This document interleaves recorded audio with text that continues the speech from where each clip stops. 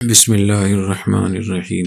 آج بچے کافی ہیں ماشاءاللہ، تو ایک مجلس بچوں کے ساتھ بھی ہو جائے۔ ہمارے بچوں کا مستقبل کیا ہوگا اور ان کی زندگی کیسے گزرے گی، دین کے لحاظ سے، صحت کے حوالے سے، صلاحیتوں کے حوالے سے، اور اس کا اگر ہم نے بندوبست نہیں کیا تو پھر ان کا گناہ بھی ہمیں ہوگا، والدین کو اور اس کو۔ تو یہ بات بہت سوچنے کی ہے کہ جس ماحول میں ہم رہ رہے ہیں، اس ماحول کو اگر 1 2 3 4 کر کے اس کو اگر نمبر لگا لیں، یہ کیسا ماحول ہے۔ یہ ایسا ماحول ہے کہ بچہ جیسے ہی پیدا ہوتا ہے تو سب سے پہلے اس کو موبائل چاہیے، ایسے ہی ہے نا؟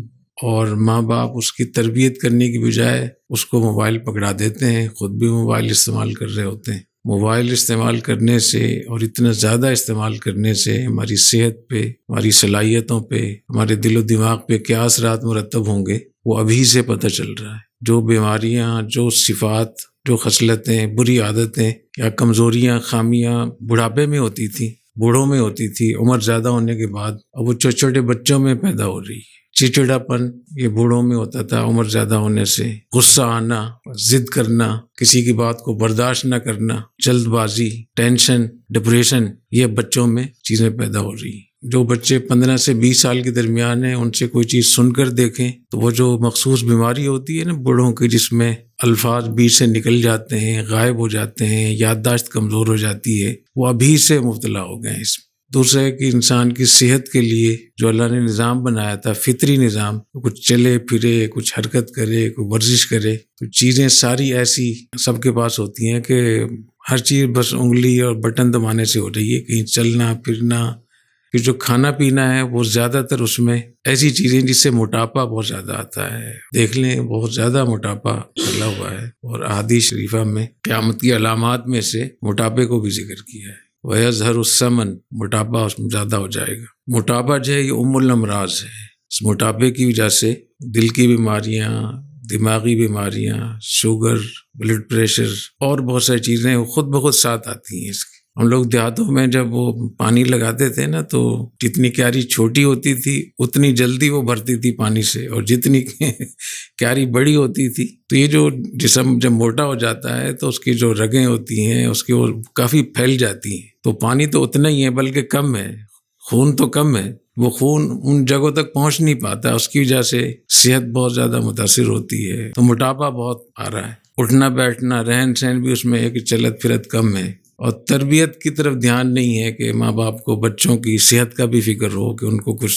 ایسی چیزیں کروائیں جس سے ان کی صحت بہتر ہو، ان کو جم میں بھیجیں، ان کو باقاعدہ، وہ کھیلتے بھی ہیں تو کمپیوٹر پہ کھیل رہے ہوتے ہیں۔ کسی ڈاکٹر کے پاس کوئی موٹا آدمی کو بچہ گیا تھا تو اس نے کہا کہ آپ تھوڑی سی کھیلا کریں، تو ان کا میں تو بہت کھیلتا ہوں۔ تو پوچھا کتنی دیر کھیلتے ہیں؟ کہتے جب تک بیٹری لو نہیں ہو جاتی۔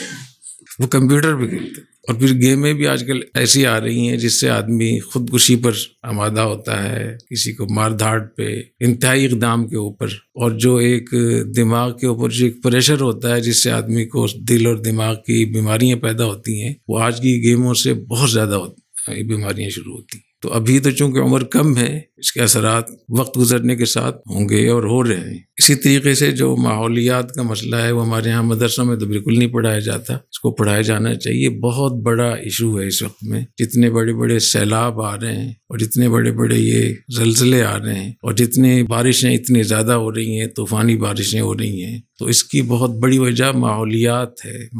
اس ماحول میں اتنی گرمائش اور اتنی مشینیں اور اتنے کیمیکل اور ایسی چیزیں اس میں پھر رہی ہیں کہ جب تک اس کا بندوبست نہیں کریں گے تو بہت زیادہ نقصان ہو سکتا ہے۔ تو 20 سال کے بعد جو بچے ابھی پیدا ہو رہے ہیں، 20 سال کے بعد ان کی کیا کیفیت ہوگی، اور جو بھی 20 سال کے ہیں وہ 40 سال کے بعد کیسے ہوں گے؟ یہ وہ بحران ہے جو ہمارے سامنے ہے۔ عقل مند وہ ہے جو مصیبت کے آنے سے پہلے سے اس کی بندوبست کرے۔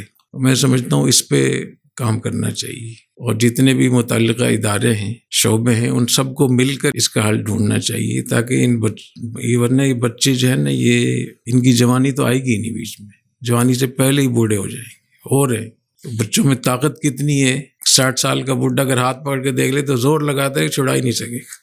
تو بہت تیزی کے ساتھ صلاحیتیں کمزور ہو رہی ہیں، یادداشتیں بہت زیادہ متاثر ہو رہی ہیں، اور نفسیاتی طور پہ لوگ ڈاکٹروں کے پاس ابھی بچے جا رہے ہیں جن کو ٹینشن اور ڈپریشن کی بیماری۔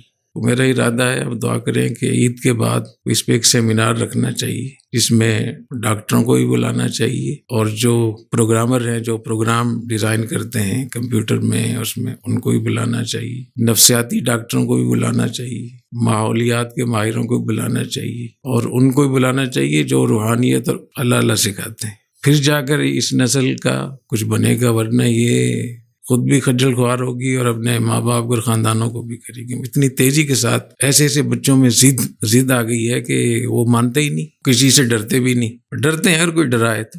آج کل یہ بھی ایک سلسلہ چلا ہوا ہے کہ بچوں کو کہنا کچھ نہیں، ان کو اپنے حال پہ چھوڑ دیں، جو چاہے کریں، تو یہ طریقہ تو صحیح نہیں ہے۔ ماں باپ کو تو چاہیے ان کو سمجھائیں، بتائیں، سمجھانے کے جو بھی طریقہ ہو، لیکن یہ کہتے ہیں کہ آج کل جدید یہ ہے کہ بچوں کو کچھ بھی نہ کہیں، جو وہ شرارتیں کرتے رہیں کچھ نہ کہیں۔ تو جو چیزیں مغرب سے آتی ہیں ان کو ہم فوراً آنکھیں بند کر کے لے لیتے ہیں، پھر 20-30 سال کے بعد جب ان کی ریسرچ تبدیل ہوتی ہے تو پھر ہم بھی فوراً تبدیل کر لیتے ہیں۔ تو ہم اتنے اندھے مقلد بنے ہوئے ہیں۔ تو ہمیں اپنا دیکھنا چاہیے کہ ہماری ثقافت، ہمارا کلچر، ہماری روایات، ہماری مشرقی روایات، ہماری دینی اسلامی روایات، ہمارا خاندانی نظام وہ برباد ہو جائے گا اس کی وجہ سے۔ مجھے کئی بڑی سطح کے لوگ اگر کہتے ہیں اور بعض علماء نے مجھے بتایا، تو میں نے کہا آپ بیمار رہتے ہیں تو آپ کے صاحبزادے آپ کو کتنا پوچھتے ہیں؟ کہتے سال میں اگر ایک دفعہ مجھ سے مل لیں تو بہت اچھی مجھے خوشی ہوتی ہے۔ سال میں 80 سال کا بوڑھا باپ ہے، عالم دین ہے، وہ بچے ایک دفعہ سال میں مل لیں اور بیٹھے ہوں گے ایک ہی جگہ، فیکٹری سے، کاروبار سے، دکان سے والد آئے گا تو برابر والے کمرے میں وہ لیپ ٹاپ لے کے بیٹھا ہوا ہے، وہ پوچھتا نہیں ہے کہ بخار ہو جائے، وہ کرا رہا ہے، اس کو ضرورت ہے مدد کرنے کی، کسی ڈاکٹر کو بلانا ہے تو وہ اس کو فرصت ہی نہیں۔ تو کیا ہوگا آگے چل کے؟ کیونکہ یہ چیز تو ابھی آئی ہے نا، اس کے اثرات تو 10 سال اور 20 سال کے بعد ہوں گے۔ تو اس کا اندیشہ ہے کہ اگر ہم نے ایسی، جیسے ابھی اس ٹیکنالوجی کو ایسی لے لیا، پہلے اس کی کوئی منصوبہ بندی نہیں کی ہم نے، تو اس کے نتائج کیا دیکھ رہے ہیں۔ تو یہ جو ہمارا خاندانی نظام ہے اسلام کا، دین کا، ہمارے اس خطے کا، یہ بہت بڑی نعمت ہے، بہت بڑی رحمت ہے، بہت بڑے دفاع ہے۔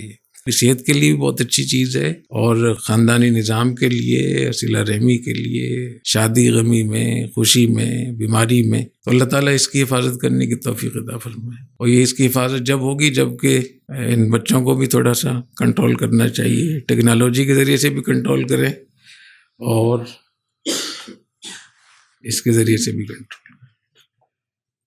اس میں بہت اثر ہے۔ وَأَنزَلْنَا الْحَدِيدَ فِيهِ بَأْسٌ شَدِيدٌ وَمَنَافِعُ لِلنَّاسِ۔ حضور اکرم صلی اللہ علیہ وسلم نے ارشاد فرمایا کہ بچے کی عمر 7 سال ہو جائے تو اس کو نماز کے لیے کہو، نہیں پڑھ رہا تو کہو، 10 سال عمر ہو جائے تو نماز کے لیے کہو، نہ پڑھے تو کیا کرو؟ تو آپ کی سائنس کہاں ہے؟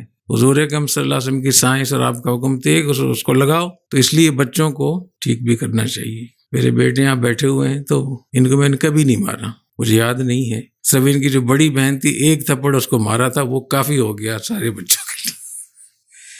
تھوڑے سے بچوں کو سمجھا کر رکھیں۔ میرے کمرے میں آتے ہیں بچے، آرام سے بیٹھ جاتے ہیں، ان کو پتہ ہے میرا ٹیلی فون میرے پوتے پوتیوں نے کبھی نہیں لیا، بالکل ان کو پتہ ہے نہیں دے گا، اور وہ اس پہ ہاتھ بھی نہیں بڑھاتے۔ ہاں بالکل کوئی بچہ ہو ابھی پیدا ہو تو الگ بات ہے، لیکن جن کی تھوڑا شعور ہو گیا ہے اس سے معلوم ہے کہ بچوں کو روکا جا سکتا ہے۔ یہ جو بالکل ہر چیز ان کے حوالے کر دی ہے، نہ یہ انسانیت کا تقاضا ہے، نہ یہ سائنس کا تقاضا ہے، نہ یہ دین کا تقاضا ہے، نہ یہ عقل کا تقاضا ہے، یہ حماقت اور جہالت ہے، بیوقوفی ہے۔